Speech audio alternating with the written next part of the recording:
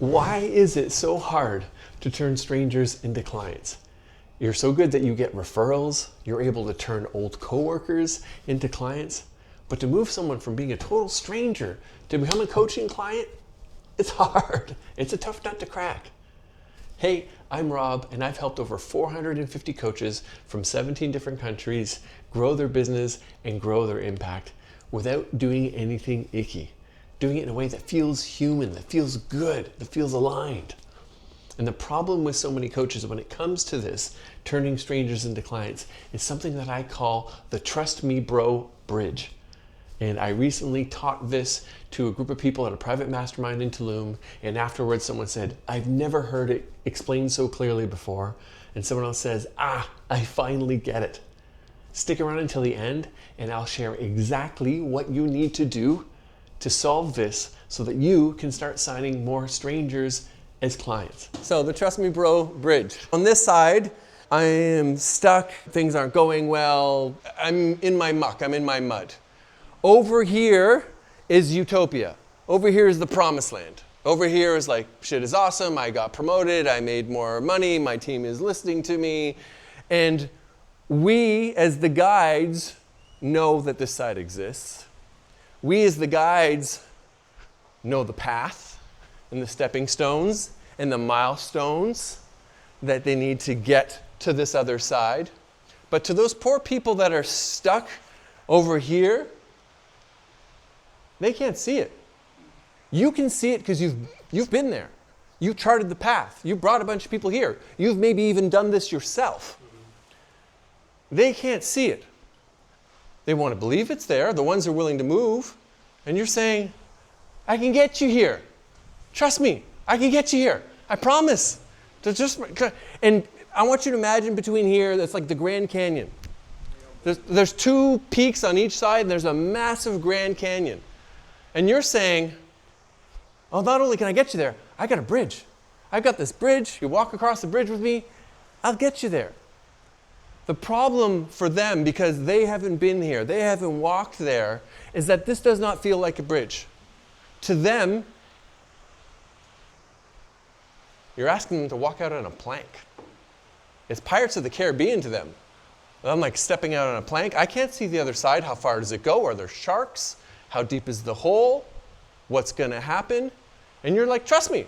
No, I swear, if you keep just taking steps in the dark, you won't fall. There's this other spot.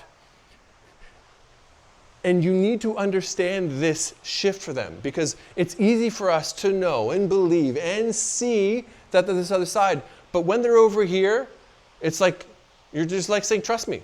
Yeah, trust me. And the way that you counter this to make them feel safe to take those steps, if you want to imagine that it is a plank, to them in their minds, it is a plank, we need to put so much weight, a counterweight so big and so strong and so immense and so irrefutable on this side that's holding up this side of the plank. And that is the testimonials and the case studies and the proof and the evidence and all of that, so that even though they can't see the other side, it feels like a plank, like, okay, I'll step because you've got this huge counterweight over here. Oh, I'll trust you to take one more step because the weight over here is so big, like that's making me feel safe to step into it. And you need to understand that, and it's only getting worse because of AI. What's true?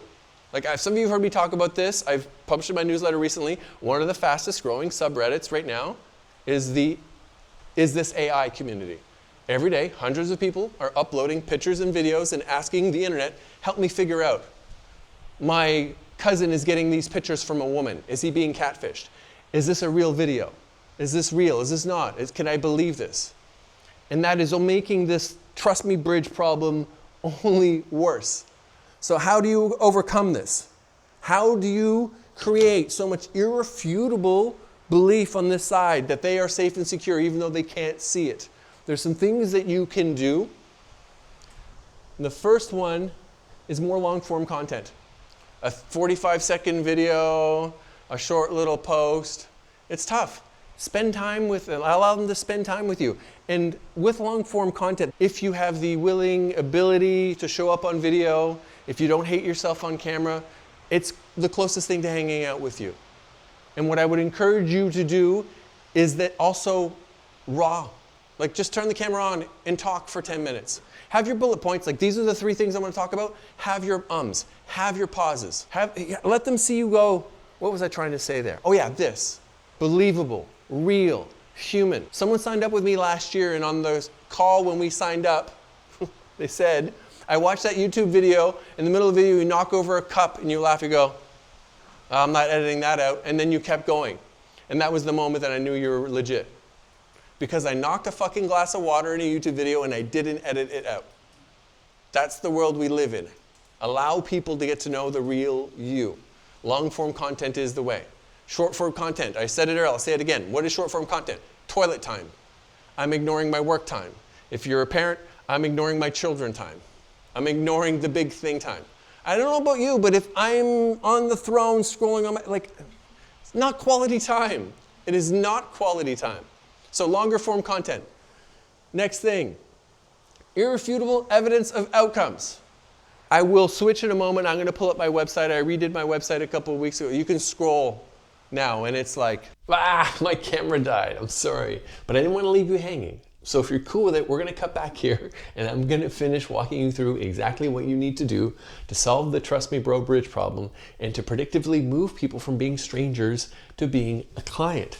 Now, the first one that I explained there was the need to have more long-form content and to be inviting people deeper into your world so they can spend more time with you, your energy, you, your stories, you, your insights. The second one that I was walking through before it cut is showing irrefutable evidence.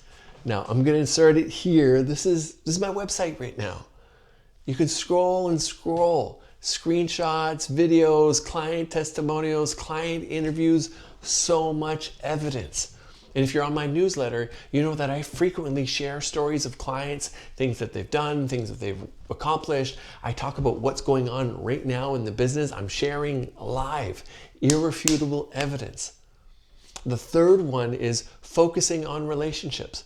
Now, if you're in my world, if you're watching this video, my guess is you care about people and you value relationships. You're not looking to make people feel like a transaction.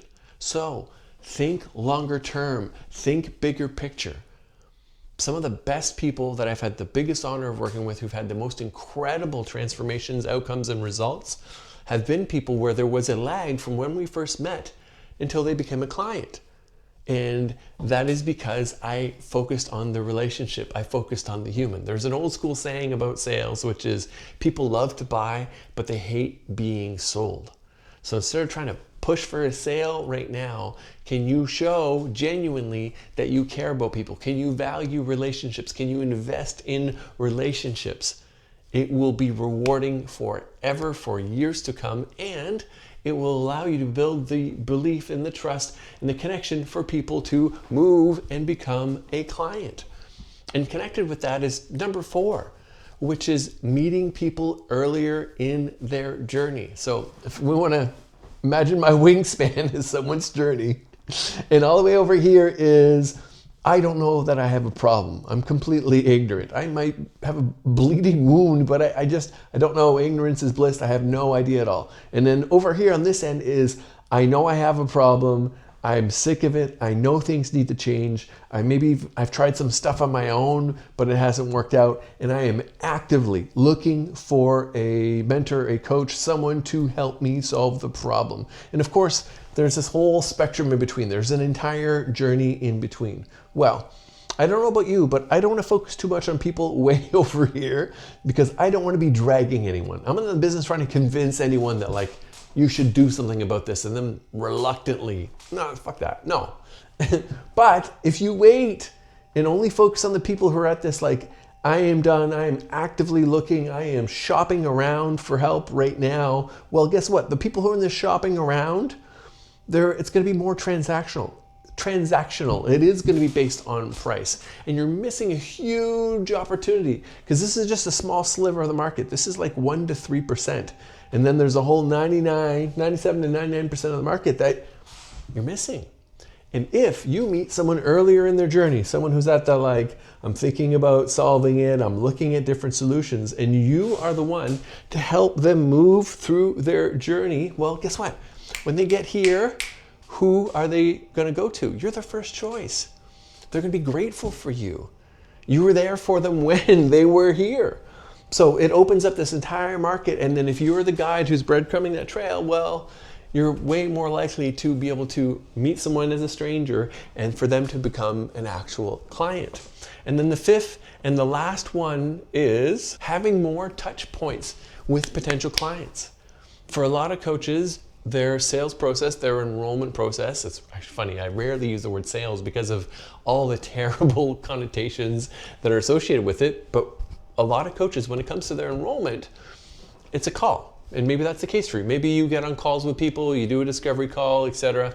Well, maybe don't try and force enroll them, close them in one conversation. More touch points. It's back to the relationship piece. That means more DMs, that means more interactions, that means not trying to force things on one call. It means that if they didn't automatically say yes on the call, that you are open to having this ongoing discourse afterwards. More touch points. Make it feel like an actual relationship that is growing and evolving over time versus trying to bulldoze your way to force something to happen magically in one conversation. Look, especially if you're selling a higher ticket thing. If you're truly helping people have a big transformation, and we're talking it's thousands of dollars and it's a big investment and commitment of time and of trust, in what you want, you expect to push it, to force it to magically happen in one conversation. This very much connects to what I was talking about earlier, but relationships. Relationships have multiple touch points. So have more touch points and don't try and force things to happen in one kind of moment. So focus on long form content. Allow people to go deeper in your world and spend more time with you, your energy, you, your insights, you, your proof. On proof, show irrefutable amounts of evidence that make it undeniable that you are able to help people and someone like them get to where they want to go. 3, focus on relationships, not transactions. Think longer term, think bigger picture. If you were thinking about how you want your business to succeed for years to come, then we wouldn't be trying to pressure people in an instant. We would be thinking like, no, this is someone I care about. Build a longer term relationship. And then with that, meet people earlier in their journey. Know that there's this whole spectrum and there's all these different points. And intentionally look to meet people earlier in their journey and be the guide, be the leader that is helping them see what's possible and is moving them further down. And then lastly, intentionally create more touch points, more interactions. It might be DMs, it might be over email, more calls, instead of just trying to magically force that a high ticket client is going to sign up in one single conversation.